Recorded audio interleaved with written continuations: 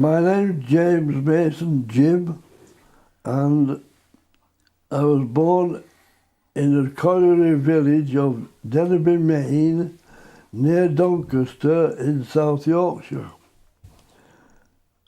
The living conditions were row upon row of colliery houses, not detached but row upon row, and eventually we got the opportunity to move to the nearby village of Conisborough, which is famous for its Norman castle, and the time came for me to go for what was called the County Minor Scholarship. Today it's called the 11 Plus. And I had no training at all. My father and mother were no help because they had no education themselves. So when I went for the examination, I couldn't understand anything about it. So I failed.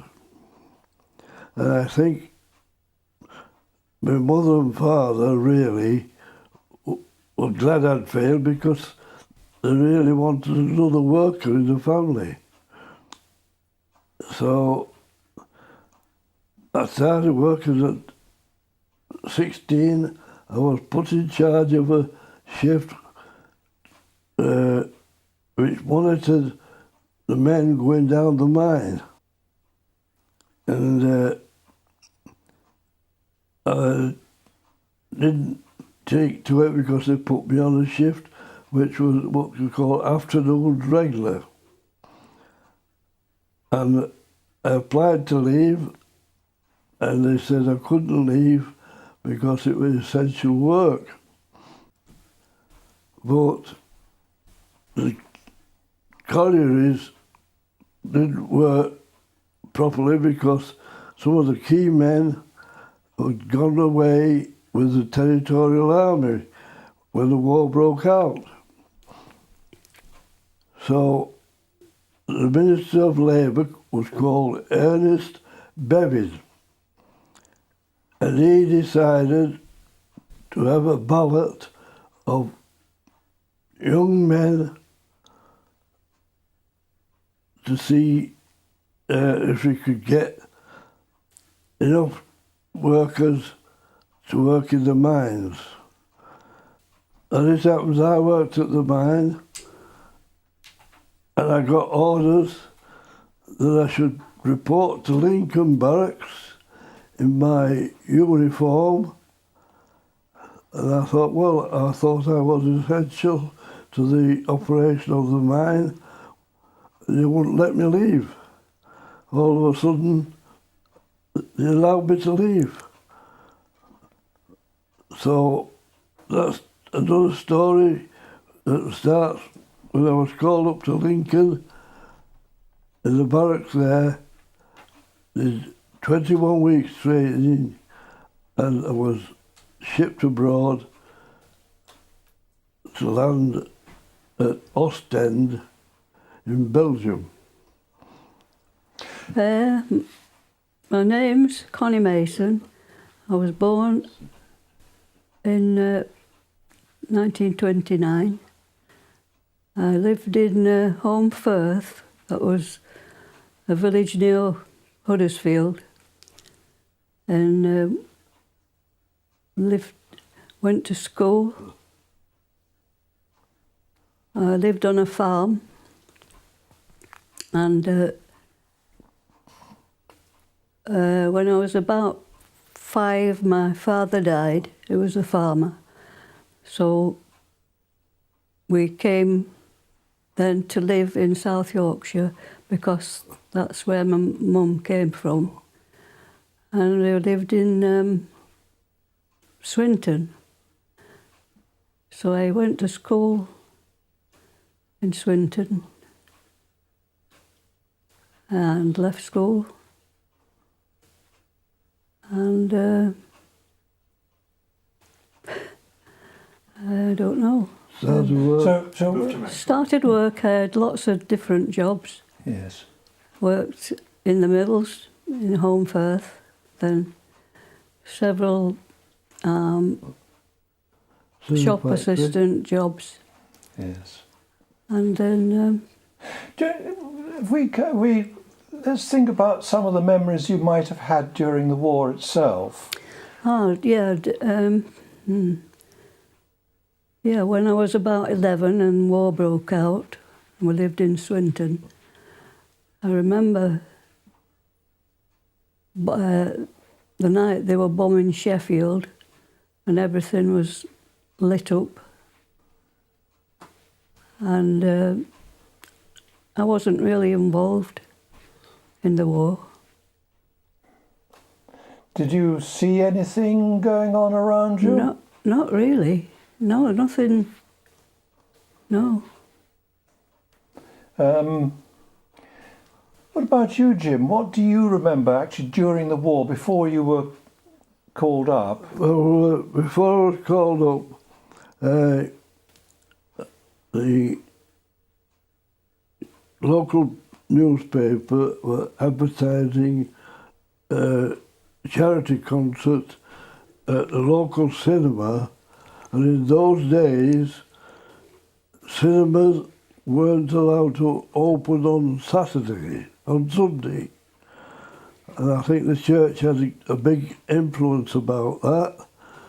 But this particular show was for charity, so it was allowed to open.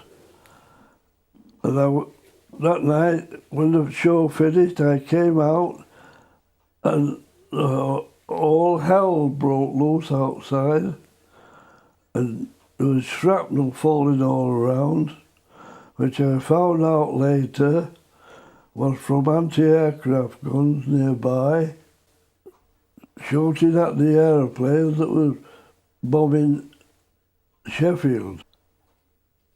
And then, as a matter of interest, my mother had a sister living in Sheffield, so she said I'd like to go to see if she's all right. Well, there were no telephones. What telephones there were the phone boxes, and the lines were all down. So I said, well, wait a bit, we'll go a bit later. But in between, the Germans came back and bombed Sheffield again. So then again we had to wait until things quietened down, and we went to Sheffield and found out that my mother's sister and family were all right. But as I passing through Sheffield, there's a noted shop called CNA, and its sign was falling away from the bombed out building, and this was in my memory when later I was in Germany after the war, and I was stationed in Dusseldorf, which had been badly bombed, and we had a church army canteen, and the street in which it was placed was called Shadowstrasse. And looking down the street, you could see a familiar sign, CNA, hanging from a bombed out building. So it seemed to be a bit ironic to me. Anyway. Yeah. Okay. Let's just go back to you, Connie, and we'll go back into the war really. And when you were, I mean, as a child, I mean, you were born in 1929, I think. So, as a child, you would have been about 10 or 11 years old. What do you remember of things like rationing? Oh yes, I remember that. What sort of things were going on with rationing, I mean, that affected you, let's say? Well, I don't really know how people managed to live, because we didn't have much. We didn't get much rationing, and lots of things were scarce such as fruit and bananas and stuff like that. You never heard of them. But apart from that, It helped you being on a farm though, didn't it? we weren't on a farm then, Jim. Oh, We were in Swinton then, so So you were not on a farm and you had to rely on whatever yeah. ration books you That's had right, yeah.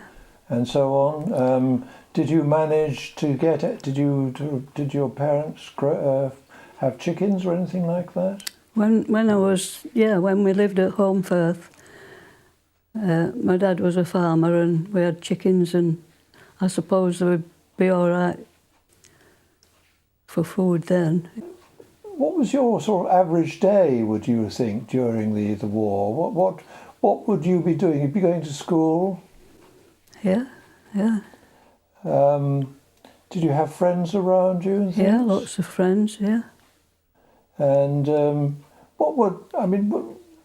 what did you do about things like entertainment, for instance? Well, there were cinemas in those days. That's about the only thing. that was a Mexico, wasn't it? Yeah.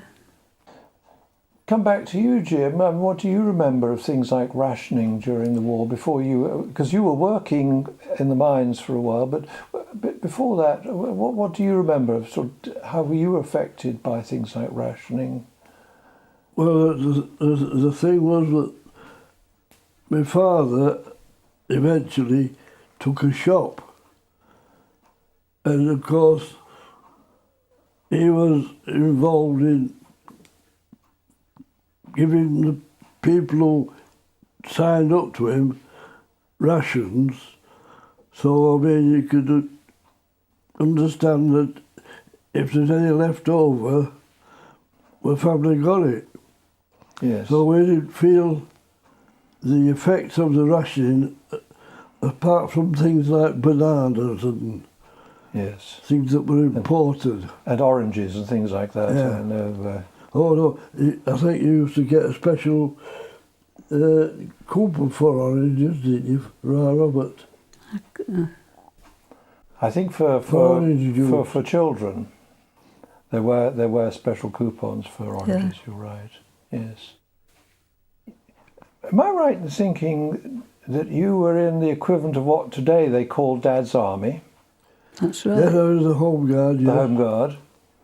Can you tell me a little bit about that? Well, the thing about that is I think being deaf started when I had to go to fire a rifle at the firing range, and the rifles were ex-USA First World War rifles, and those condemned for use by American soldiers, but I think because of the emergency, they were prepared to let us suffer any effects. And I think from that day that I fired that rifle, my ears were affected, but when I went to join up, the examination was cursory, like very thorough, and I was accepted into the infantry at Lincoln. From Lincoln, I went up to Northumberland, where we again were subjected to rifle fire or machine gun fire to adapt us to the conditions that we would expect in the front line. I mean, you were with the Royal Welch Fusiliers? Yeah, and by the way, in your literature. Did you know that? I actually, I didn't check it, but I'd copied it from the Forces War Records. So they've got it wrong. Yeah, and you're well- quite right. Yes, it's with a C, isn't it? It's a C, yeah. Not an S. Yeah. Rob said that you would rib me about it when we got to that point. Yeah. I'm very happy about that. But yeah, so you were training in Northumberland, presumably somewhere near Otterburn, were you? Were up that part of the world? Otterburn. Yes. Yeah. That's right. Those are the training grounds. Still are. That's right. In the Cheviot Hills Yes. were these places where they had the machine guns, and you had to listen to them firing Yes. and what the effect were when they went over you. So it was I mean, live you were bullets. it was down below, but that was to get you used to machine gun fire. And that was in 1944, I think. Yeah. Yeah. So you went through your training. What happened next? Well, the major, he said he'd like to put me through a cadre course with a view to being an NCO. And I said, well, all my mates are going to go to the front line. I'd like to stay with them. So we were shipped down to Southampton, and then in a troop ship taken to not Antwerp, Ostend. Ostend, yes. And from there, I was no longer I was in York and Lancs when I was training, Yes. but when I went to Belgium, Ostend, they sent me to a reinforcement holding unit, and in stages I was moved near the front line, and eventually sent to the 6th Battalion, Royal Welch Fusiliers. Yes. And when I arrived where they were preparing to go over what they call the Juliana Canal. Mm-hmm. But before that, the sergeant came round and he says, "Are you trained on Piat?" Well, I weren't prepared for this. As I said, yes. A Piat, projector infantry anti-tank, is a very heavy weapon. And I only weighed about, in my book, in AB 64 Part 1, I'm 7.5 stone. So I know I'm going to be lumbered with this big gun, which was, they had a mate who'd carry the shells, and we were told we were going to cross this canal. The engineers had swept it for mines. We're going to have Monty's Moonlight. Have you ever heard of that? I think I have, yes. Well, Monty's Moonlight, where the searchlights shine up to the clouds to reflect the light down for you to see as you advance towards the enemy. Yes. And despite the fact that the engineers were supposed to have swept it for mines, all of a sudden an explosion occurred, and my buddy then, I'd only known him a few weeks, shouted out, "Oh!" I could tell with his voice who it was, "Mother, mother!" And when the sergeant realised, he said, "Stay where you are." And he made it, he put himself in danger as well. Mm. He made his way to where they called him Porky because he would, he would be stout. Yes. But when he got to him, he found out that the mine had blown Porky's foot off. Now, I've told you that the engineers swept the opposite bank of the canal. Yes. Why didn't they detect this mine? Right. Because it's made of wood. It's a shoe mine, and it's like a box. Mm-hmm. That when you step on it, releases a thing that causes the explosion, and it's anti-personnel mine. You know, it's not meant to be a No. blowing up a tank mine. Yes. And so we proceeded then until we got to the bank, where the Royal Welch Yes. canal passes through. Yes. And we stayed there for a while, and then they moved us out of the front line, as it was getting near Christmas, to a place called Herentals in Belgium. Mm-hmm. And we were supposed to go to have a Christmas dinner there and change the orders because the Germans had broken through the American lines in the Battle of the Bulge. Yes.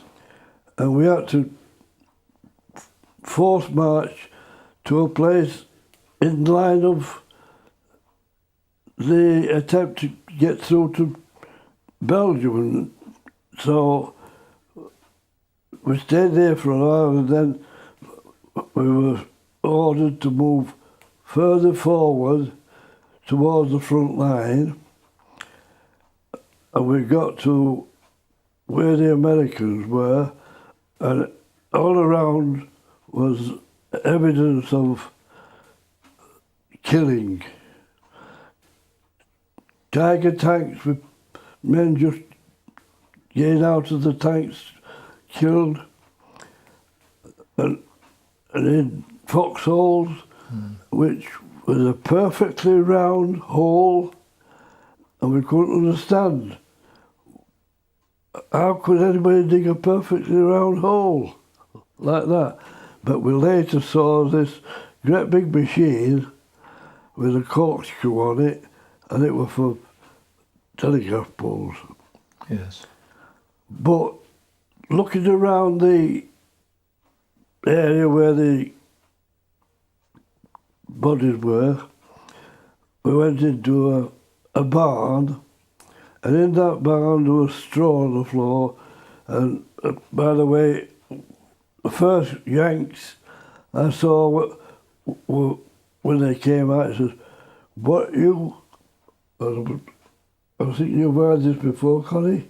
No, don't. What your lime is doing here? Mm-hmm. And they were chewing back and it went like that. Connie. So I didn't say anything to him, like, but later, when it quieted down a bit, I looked round this barn where they'd been staying, and on the floor I found a New Testament, a bit dog-eared like, and it got an address in it, and a name. So I thought, Adam, what do I do with this? Has this chap discarded it, or has he lost it? So I've still got it. Mm-hmm. I didn't pursue that at all. No. And then I looked around again and explored, and I heard a grunting coming from a barn. And I went gingerly and opened the door, and I found my sergeant, the same one as it started off with, he came from Hereford, which is agricultural country, Yes. and he got a rope fastened to an animal's legs that was coming out the cow's bottom, if you know what I mean. Oh, right, yes. So he said, get out of this, that rope with me and pull this, you know, and they pulled the The calf. calf out. I mean, I'd never seen it like that before. No. But it was just surreal, you know. It was all this death round about you, And his new life. and so they then brought us back to Belgium. We had 7 days in a village called Herfelingen, which is in Brabant, which is Flemish, I think. And, well, the family was Flemish anyway. And there was 3 girls. And the father, he pretended he hurt his foot so he didn't go to work. And I don't think he trusted us. But one of the girls took me into Brussels, which weren't far away. Oh, well, like a train went past the you know, where I lived, house, Yes. a steam train. And I mean, when I came onto the railway, I realised that there were quite a few places that had these local steam trains. Anyway, then moved us eventually to Dusseldorf, and when we got there, we were mind you that we'd had to reach the Elbe, Yes. and where the Russians were at one side and we were at this side, and we did see one Russian. I don't know how he got over the water, but all he was looking for was a Tic Tac. So, I mean, we were looking for bloody Tic Tacs as well. Yes. Anyway, the sergeant said, now we're going to practice street fighting because we're going to attack Hamburg. And we're going to train, and then a couple of days later he came back, he says, change that order, you're going to get, because we had a second suit, what we call the best suit, in the echelon in rear of the front line. And so they're sending the best suit down for you, you're going to put it on, they're going to bring troop carrying vehicles, you're going to get in them, and you're going to go into Hamburg, and on no occasion at all would you acknowledge the Germans, because they declared that they would be sent to come, well, whatever you call it, for what they've done. So eventually we got to Hamburg, and we were guarding a railway bridge over the River Elbe, which goes through Hamburg.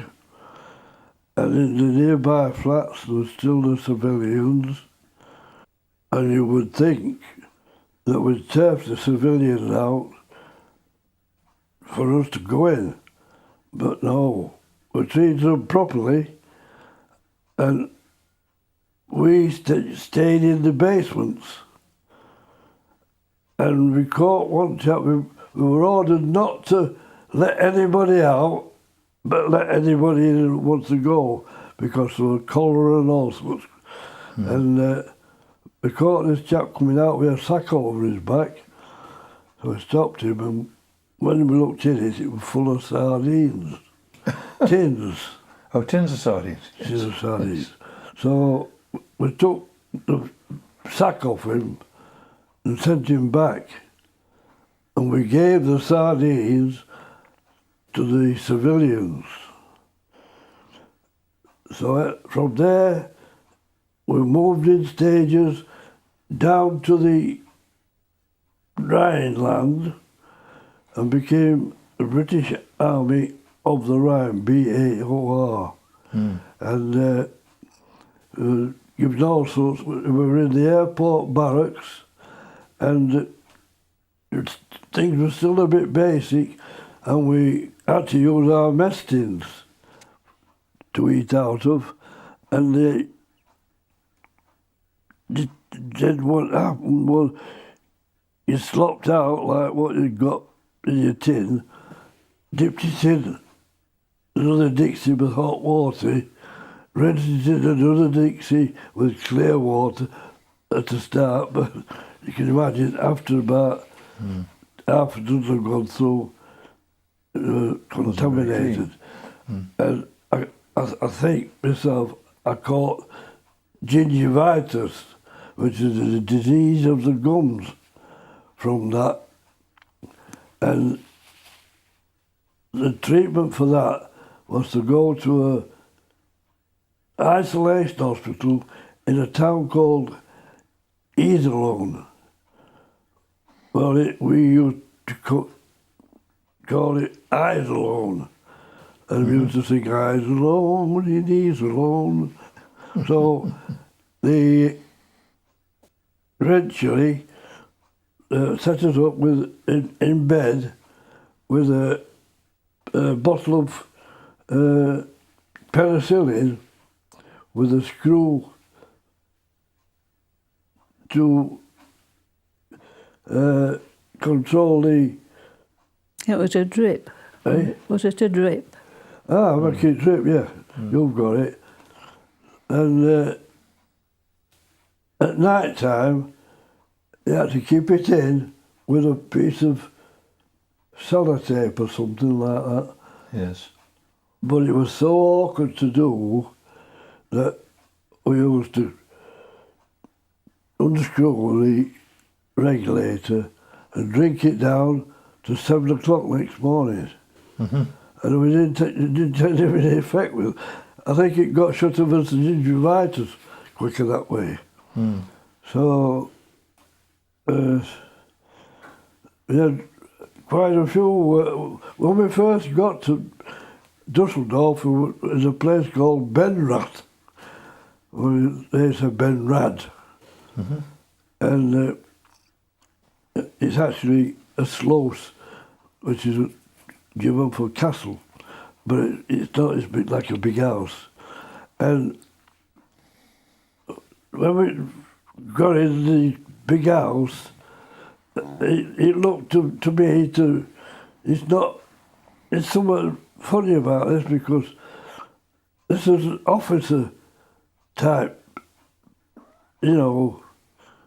accommodation. Yes. And anyway, there was a beer cellar, there was a main living room, then upstairs there was the bedroom. And in one bedroom we saw a ceramic thing, and nobody had seen one like it before, so we couldn't understand what it was for. Yes. So we thought, it can't be for pouring in, because there's no way you're going to get out. But anyway, we found out later, like, it was a B-day. Well, we were only working class lads. We'd never seen a B-day in his life. No.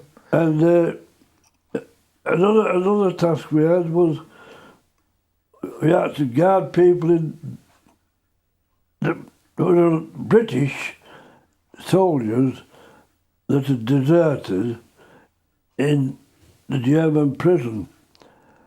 Anyway, another task was that we had to go and act as guards at a trial of a man who was called a Gastarbeiter, a guest worker, Yes. guest worker, which had come from one of the occupied territories to Germany to work. And when the war was over, he took his revenge, and it involved murdering a farmer that he worked for. So we had to stand guard in the courtroom, and eventually this chap was found guilty, and the sergeant said, "It's our duty now to carry out the sentence," which was execution by a firing squad. So that night we had to hand our rifles in, and then the sergeant took them out at random. Unfortunately, I wasn't one of the chaps that was picked out to be the executioner, but the lads just said that I don't know whether they're making docile or, perhaps playing with drink, but he said there was no struggle or anything like that. No. Just so, and another thing I objected about this more strongly. That if you remember perhaps you won't remember, in 1947 there was the big snow. Yes. Well, they sent us to a place called Cellar and billeted in an old Prussian barracks with very basic facilities. You had to go about to go for a wee. And then we got to go down to the forest, and the forester would show us how to cut the trees, and we found it so difficult that we went on strike. And anyway, the regulations, the officers and that got the message and took us back to the barracks. But I remember myself, one of the trees we cut down, I put my name on it, but I don't know where it landed up. Probably in a fire somewhere, I should think. Probably as a log, do you think? No, but you see, the forester said, "We're cutting it too high. It should be right down at the bottom. We were too much. And we won't have it." No. We joined up to fight, not to Not to cut do that sort of trees down. Yeah. We didn't join up, we were called up. Yes. Did you go to Hona whilst you were in the Cellar area? Pardon? Did you go to Hona in the Cellar? That's near Cellar, isn't it? Well, that's a British camp there. Don't know if it's still there now, but I think it's spelled Hohne, if I remember rightly. Hona.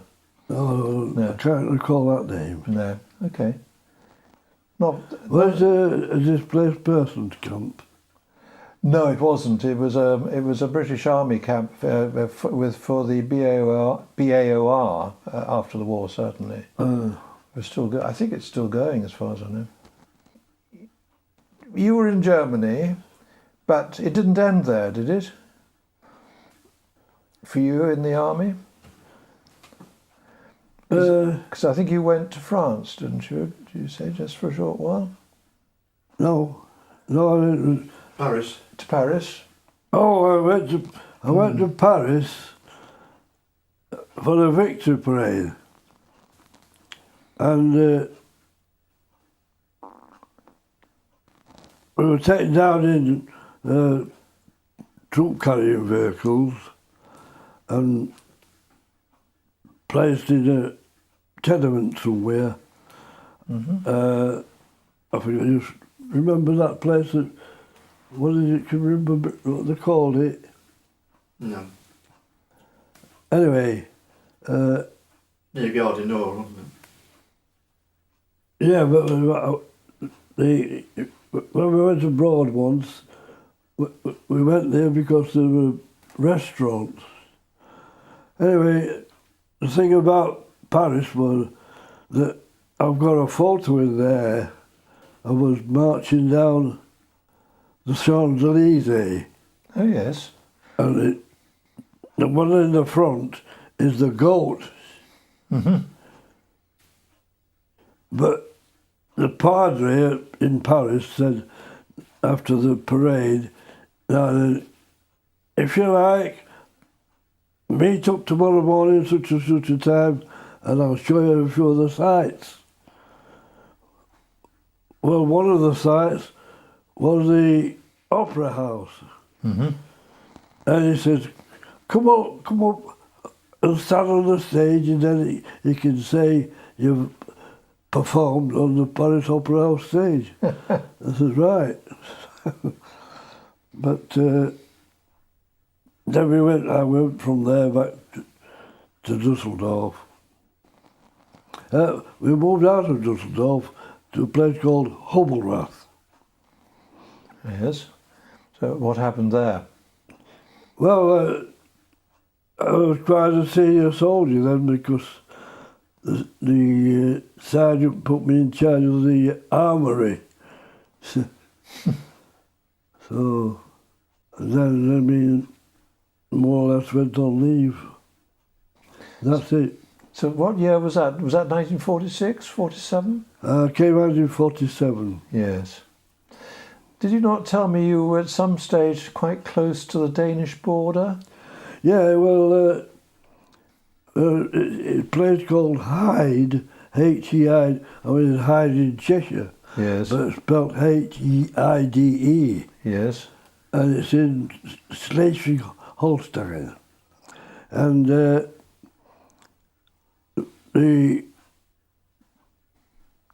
men we were there were guarding these Nazi bigwigs like, but they'd been put into civilian clothes, so you never had any idea what rank they were. Yes. But another strange thing were, all day long, on the road coming out of Denmark, there was the army that had occupied Denmark, and they'd got no motorised vehicle, horse and cart, just basic cart to sit on.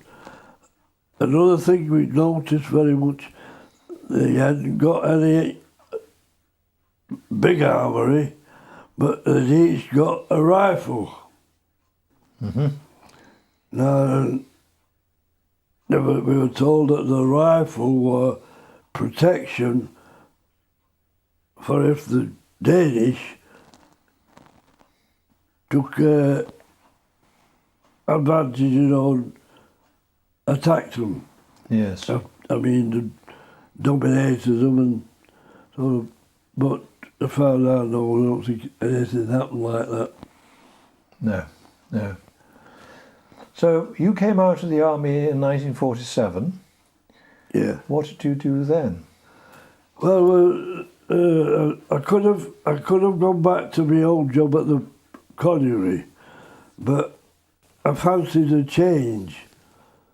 And my brother, he worked at the locomotive depot at Mexborough.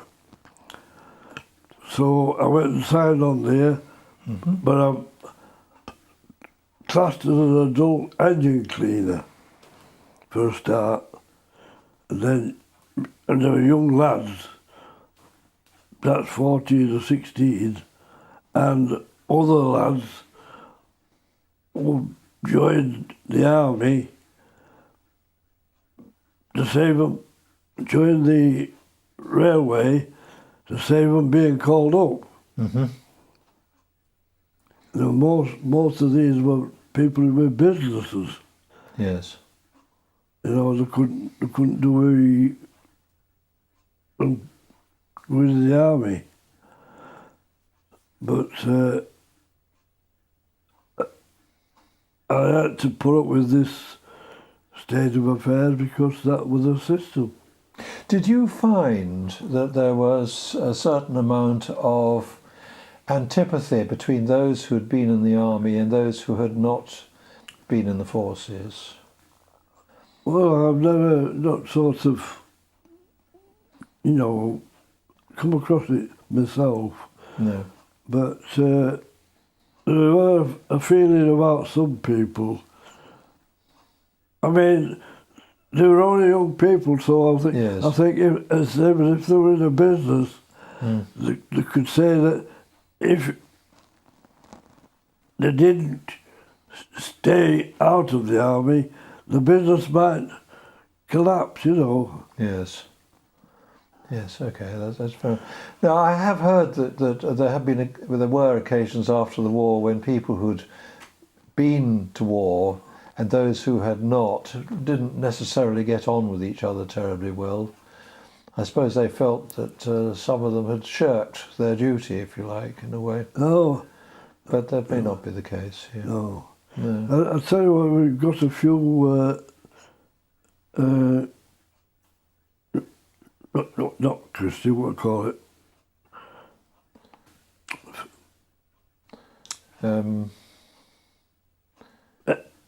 From Iraq and places like that. All right, Middle Eastern people of some sort. Ah, Or and I'll tell you, this is interesting. I was friendly with a chap who was a railway guard who lived in India. yes. His father was a soldier and his mother was an Indian, and so he was one of these that were cast out of. They didn't want him, Right. and I felt very sorry for him. Yes. Very intelligent chap. When tell me a little bit about how you met Connie. Well, You can say a few words here, Connie, if you like. the thing was at Mexborough, there was a permanent fun fair. It attracted a lot of people, didn't it? And I mean, just went down there and saw Connie and took a fancy to her. What He was was your on leave. He was on leave, weren't you? Well, You were on leave with a lot of the oh, still in the army, wasn't I? yeah, and you've got about 5 or 6 mates with you, all Ernie Swift and can't remember other names, but there were about Well, most of them on leave at the same time, and we just got talking, all of us, and that's it. What did you think of him to start off with, Well, then, Connie? At first, yeah. Well, I was in the army, so I didn't have to put up with him a lot, because they were going back to Germany, weren't you? Yeah. And his mum had a sweet shop. oh, that was We couldn't get any sweets. Yes. His dad had a car, which helped as well. So, I could drive. so I think we were a good catch, weren't you? So he had a certain amount going for him. Yeah. And so that was about, what, 1947? Yeah. Yes. Yeah. It was, I had to go back to Germany. so when did you marry? Pardon? When did you marry? 48 was it? 1948 48. was it? Yes. I've got a picture of it up there anyway. Yeah. No. So that means you've been married. I do my mathematics here. How long have you been married? 48. 70. Yeah, 70 years. Yeah. Well, that's a pretty good feat. It is, isn't it? I need a medal, but I've not got one yet. Has it been You that say what? difficult? I need a medal. I thought you were going to say, I only brought one mirror. No. But I mean, that's an exceptional time together, isn't it? 70 Yeah, years. it is unusual, yeah.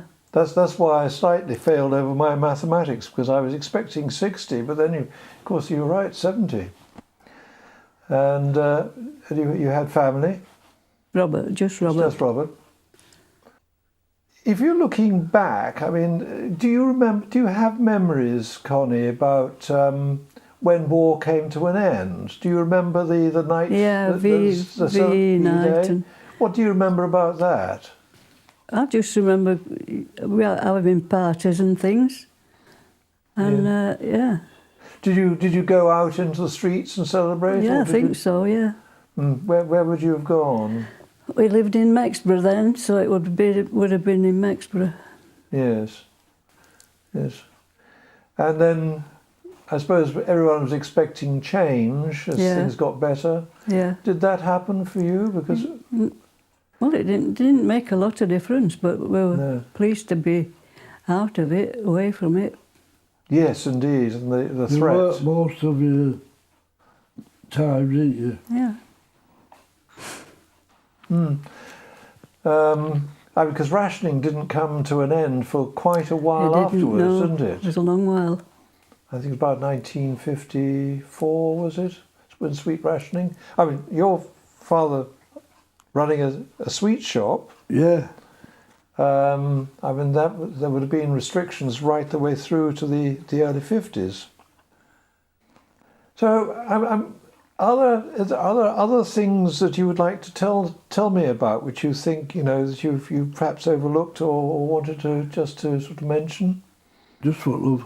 Have you got any other things that you'd like to mention about your experiences, whether it was before the war, during the war, after the war, things that you'd like to talk about? Well, the only thing I can say is I took an interest in trade unionism, Oh, yes. and I became the branch secretary of the local men's union at Mexborough. And at one time we had 500 members. Yes. I mean, those were difficult times. Yeah, there weren't good wages. Mm. But I mean, I had no qualifications, so I moved to get to be a driver, and Yes. I worked at Rotherham, at several depots there. So, if we were to talk about, compare those days with the sort of thing we are experiencing today, and there are some similarities, I suspect. Apart from there's no coal mining any longer, is there? That's all No, gone. it's gone.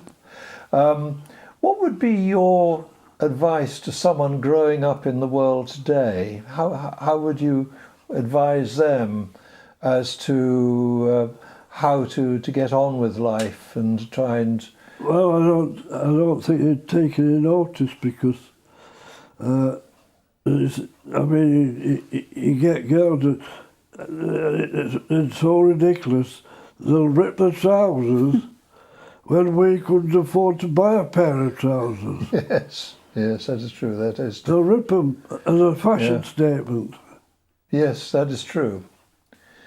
What about you, Connie? I mean, what would you have any advice for anyone growing up today? No, I can't think of anything. I mean, I think it's a difficult world, isn't it, for people to live in these Would you days? think it was easier then or now? Me? Do you think bringing a family up and things like I that? don't know. I think. I mean, we didn't have anything such as child allowance. Never had it. Oh, what? Yeah. And in any case, you didn't get it for the first child. Yes, yeah. Okay, there's just thoughts. Have you any other things anything that you would like to say, Connie, before we sort of? No, I don't. I think young people today have got. They seem to have more money, and they get everything. I don't know whether it's easy for them, but they seem to get things easier than we did. Yes. I mean, in your day, I mean, 1948, growing up as a young married couple, and before long having a child as well, I bet you didn't have a refrigerator or No, nothing. washing machine or anything like that. Nothing at all. No. I mean, there are big differences about what you assumed you should have in those days, I guess, and what people assume today. So it's very different from that point of view, I guess. Yeah. Okay, well, let's bring it to an end at that point, I think. But thank you very much, both of you, for being prepared to be interviewed for WarGen. Thank you. Thank you.